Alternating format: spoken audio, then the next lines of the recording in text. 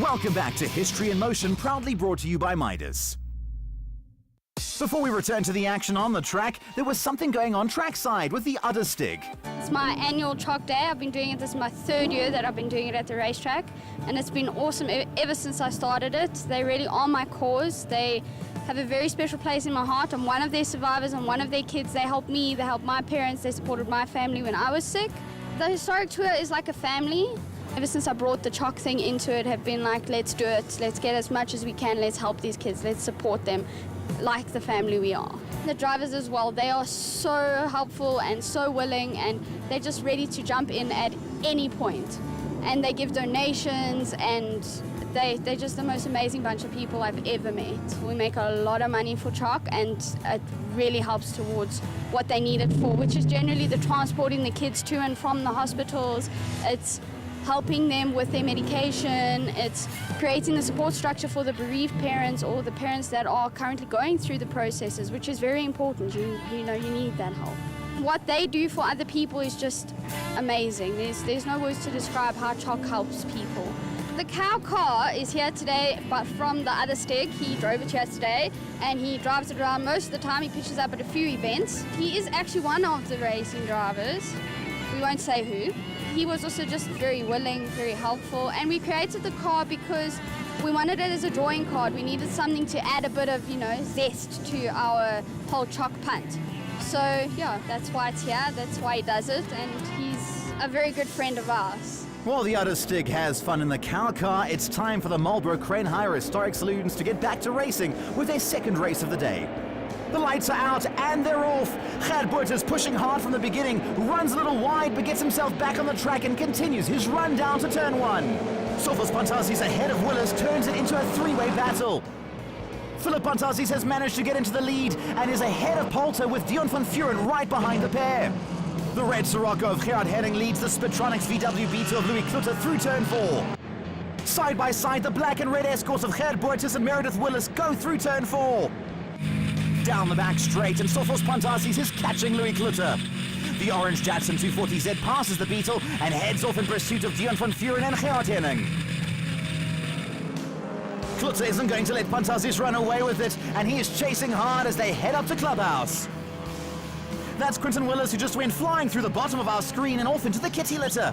He manages to recover and rejoins the track up at Clubhouse. Into the bowl, and Dion van Vuren leads a hard-chasing pack with Sofos Pantasis holding Louis Klutter, Gert Buerters and Meredith Willis at bay as they climb up the hill. Jackie Morrison running a little wide there at the exit of the bowl. Buerters passes Klutter. Heading down the hill to the final corner of the track, and Willis moves to the left and has a look down the inside of Klutter. Side by side they go through the turn, the pair right behind Buerters and Pantasis. Great close racing. Into the S's, and there's nothing in it between these four, each one of them driving their socks off in this battle. Up the hill they climb towards Leeuwkorp. Willis pushing hard and has a look up the inside of Klutter. This time he makes it work for him and moves ahead of the red VW Beetle.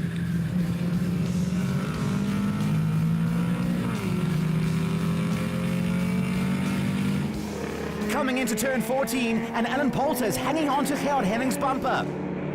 Inches separate the Sirocco and Cortina, both cars running slightly wide on the exit, carrying as much speed as they dare onto the main straight. Into the bowl comes the battle for fifth place with Pantasis and Buerters side by side.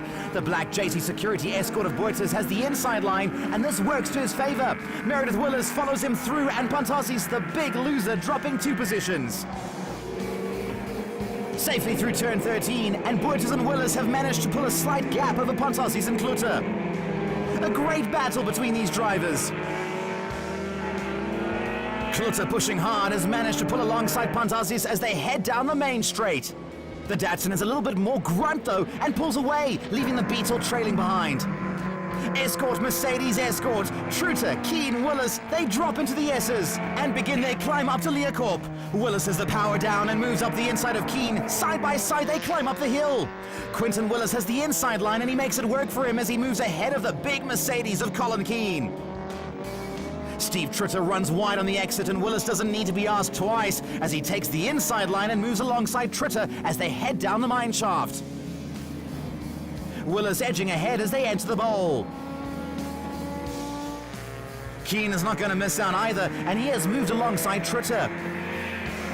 Through the bowl, Keane has the outside line, and Tritter manages to hang on to his position. Heading into the final turn, Henning and Poulter are at it again. Neck and neck they come into the corner, but Poulter manages to keep ahead of Henning as they head onto the main straight. A great battle for second place, but Poulter seems to have the advantage for now and is successfully managing to keep the Sirocco behind him.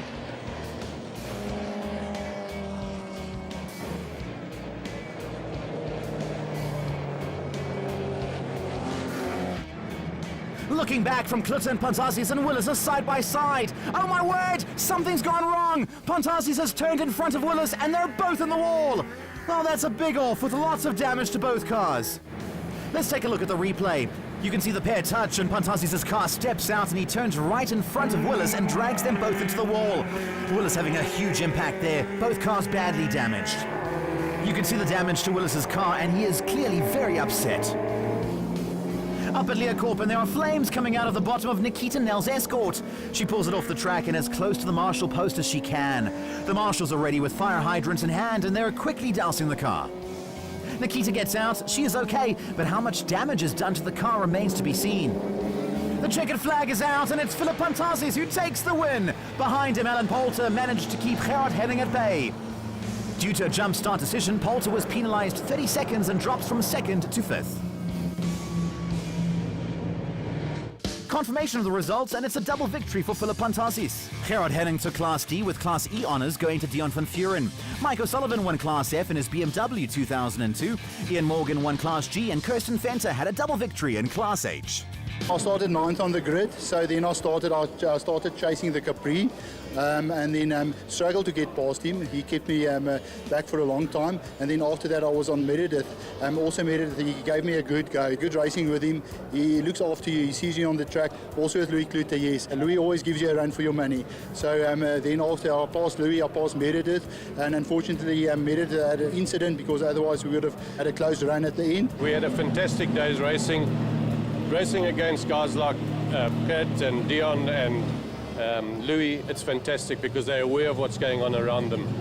What happened this afternoon is absolutely unnecessary. I was alongside another competitor approaching the last corner before pit straight, and I was right next to him. He could not possibly have not seen me, but he moved over and ran me into the wall. Car's trashed, and that's the bottom line, unfortunately. Because I was running absolutely brilliant.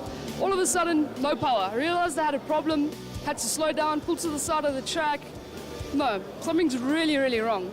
All of a sudden, I see a little bit of smoke. You know, usually you get a bit of smoke on the exhaust that clears. Then all of a sudden, flames, so I had to pull towards the marshals.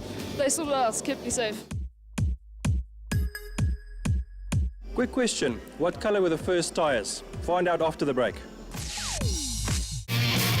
Join us after the break for more exciting action from Kyalami.